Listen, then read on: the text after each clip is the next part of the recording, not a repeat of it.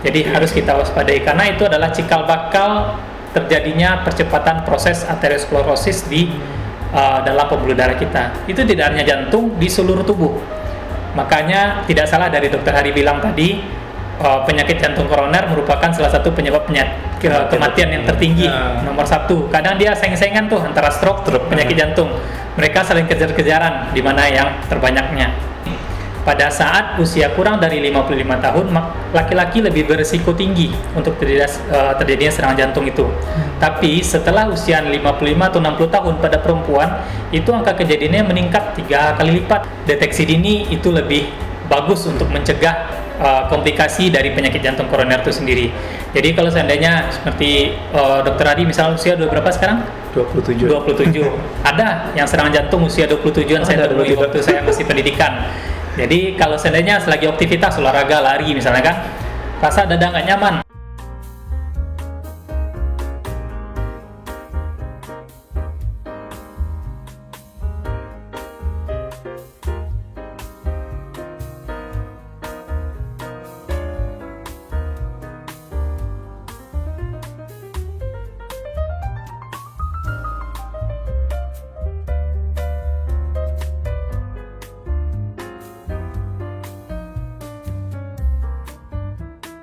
Assalamualaikum warahmatullahi wabarakatuh. Halo Sobat Sehat Rumah Sakit Unan.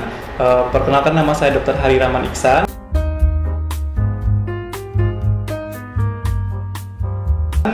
Kali ini dalam memperingati Hari Jantung Sedunia tanggal 29 September 2022, kita kedatangan narasumber dari spesialis jantung kita, yaitu Dr. Media Nasser, spesialis jantung dan pembuluh darah.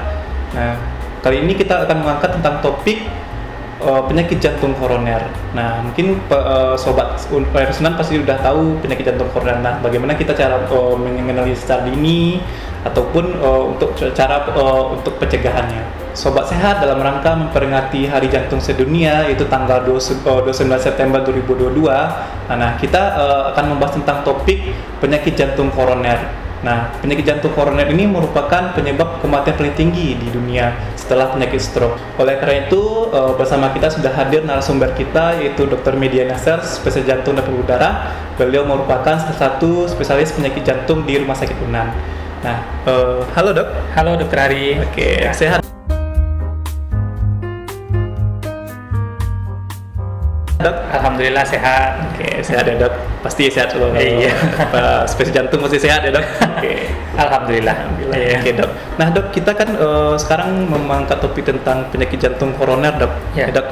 Nah ini kan penyakit jantung koroner ini kan udah sering ya sebenarnya dialami oleh apalagi pasien-pasien yang usia tua ya dok. Ya. Nah untuk itu bagaimana sih dok? Apa sih penyakit jantung koroner tersebut dok? Ya, penyakit jantung koroner itu merupakan penyakit yang menyebabkan penyempitan dari pembuluh darah koroner. Pembuluh darah koroner sendiri itu adalah pembuluh darah yang memperdarai jantung. Jadi jantung itu juga butuh asupan darah, maka itulah yang memperdarainya adalah arteri koroner itu sendiri. Nah, penyakit jantung koroner ini sendiri itu apabila terjadi penyempitan bahkan sampai penyumbatan, itu yang menyebabkan akan terjadinya gangguan di jantung itu. Maka itu dinamakan penyakit jantung koroner. Oke, berarti penyebab itu pembuluh darah jantung ya dok? Iya, pembuluh darah yang memperdarai jantung. Oke. Untuk penyakit jantung koroner itu berarti sama dengan serangan jantung berarti ya dok yang disebut-sebut masyarakat itu? Ya, kalau ibaratnya penyakit jantung koroner itu adalah dalam keadaan stabilnya. Pada keadaan yang akutnya atau serangannya itu kita sebut dengan serangan jantung. Serangan jantung itu bisa tadi ada penyumbatan atau penyempitan yang tiba-tiba. Itulah menyebabkan terjadinya serangan jantung. Oke, berarti penyempitan dari pembuluh darah jantung ya dok? Ya. Oke. Nah dok, untuk faktor risikonya dok, nah ini kan sahabat Sunan perlu kali nih faktor risikonya, penyebabnya apa sih yang membuat kita bisa terkena serangan jantung gitu ya. dok? Jadi penyakit jantung koroner itu kita ketahui kan tadi ada penyempitan. Nah, penyempitan itu terjadi akibat adanya penumpukan plak aterosklerosis. Nah, itulah yang menjadi cikal bakal terjadinya penyempitan dari pembuluh darah itu. Nah, secara fisiologisnya, normalnya itu akan mulai terjadi penumpukan plak pada usia di atas 30 tahun. Jadi secara normal akan terjadi penumpukan plak itu sendiri. Oke. Namun ada yang proses yang mempercepatnya, itulah yang harus kita hindari. Pertama, faktor risiko itu adalah ada yang bisa dimodifikasi, ada yang tidak dimodifikasi, yang tidak bisa kita modifikasi.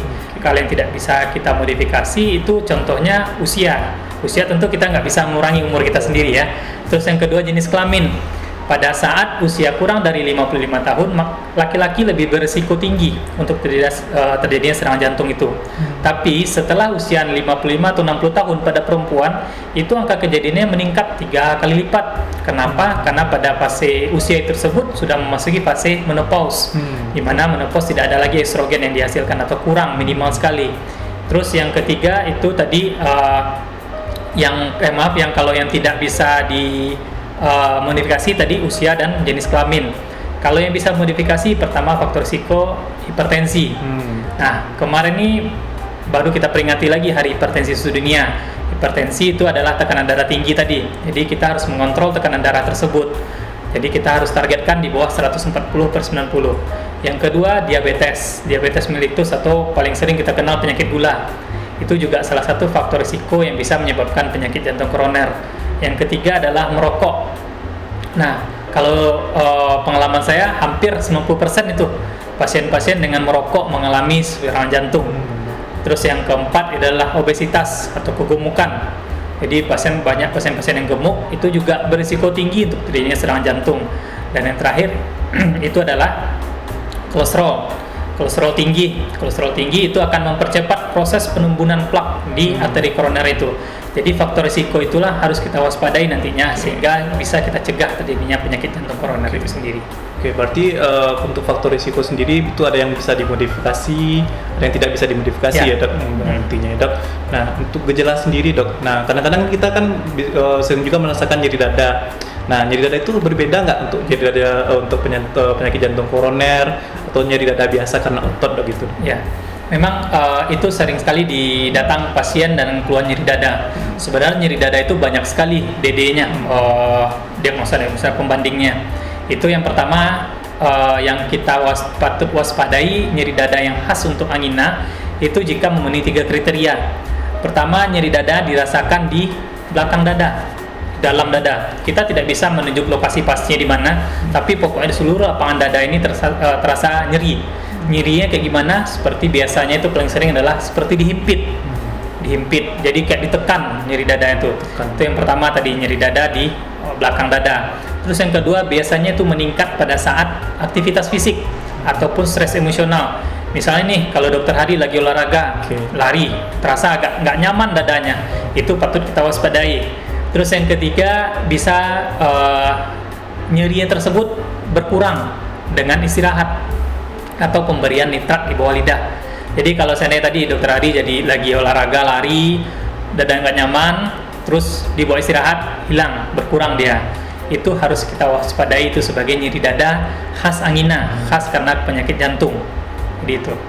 Terus kadang juga biasanya pada pasien-pasien diabetes itu nyerinya itu malah tidak khas, tapi mereka lebih sering mengeluhkan misalnya nyeri ulu hati atau sesak.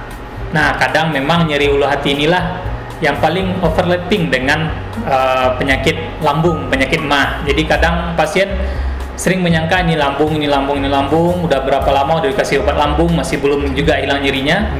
Akhirnya datang dengan keluhan serangan, nyeri dada tiba-tiba. Akhirnya kita lihat pantau pemeriksaan fisik, pemeriksaan EKG, nampaklah itu suatu serangan jantung.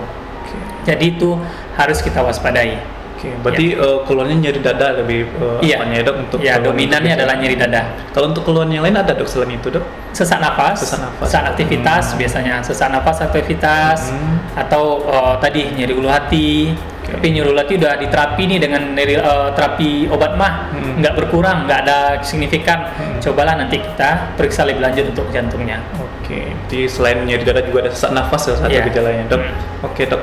Misalkan ada sih orang-orang yang sudah merasakan gejala seperti itu dok. Nah kapan sih mungkin sobat RS Unan perlu tahu nih dok, kapan sih memeriksakan diri untuk ke dokter gitu dok? Ya, jadi memang kalau sobat RS Unan sendiri, sobat sehat RS Unan sendiri itu sudah merasakan gejala seperti itu, ditambah ada memiliki faktor risiko yang saya sebutkan tadi, itu sebaiknya segeralah berkontrol ke dokter jantung.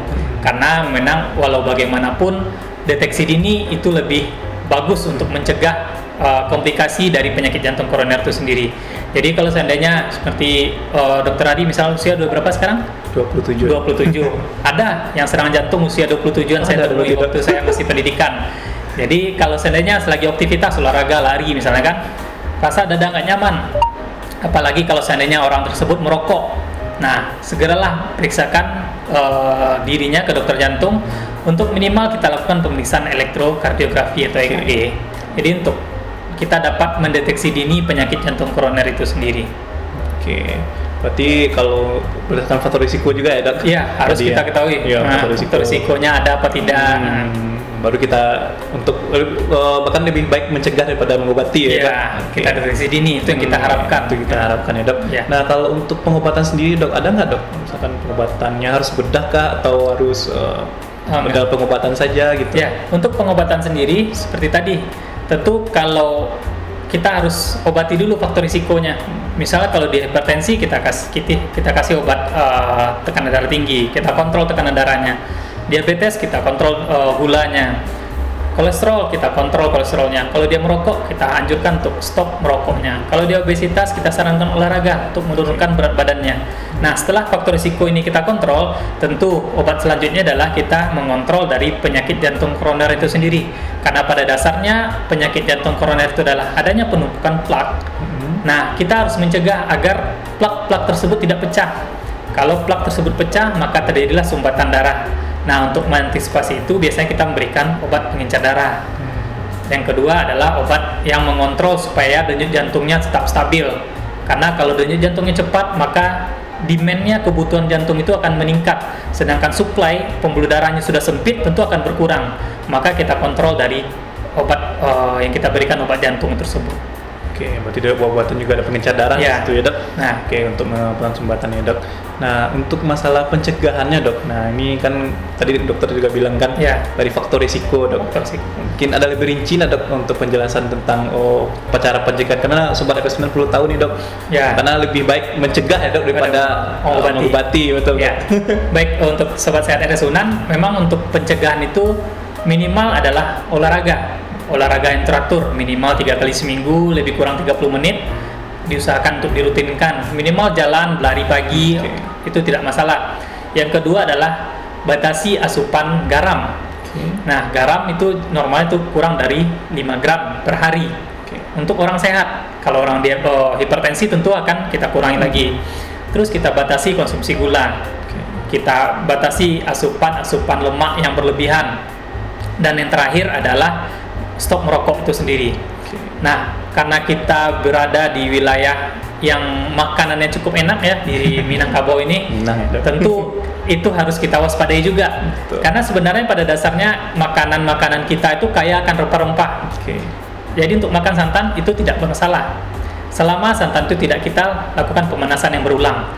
Karena pemanasan berulang dari santan tersebut akan menyebabkan asam lemak yang tak jenuh tadi akan berubah menjadi asam lemak jenuh. Itulah yang membahayakan sebenarnya. Tapi kalau untuk makanan kita sendiri, kita kaya akan rempah, itu antioksidannya tinggi. Jadi yang kita hindari adalah pemanasan berulang dari makanan tersebut, serta penggunaan minyak goreng yang berulang-ulang. Jadi harus kita waspadai, karena itu adalah cikal bakal terjadinya percepatan proses aterosklerosis di dalam pembuluh darah kita. Itu tidak hanya jantung, di seluruh tubuh.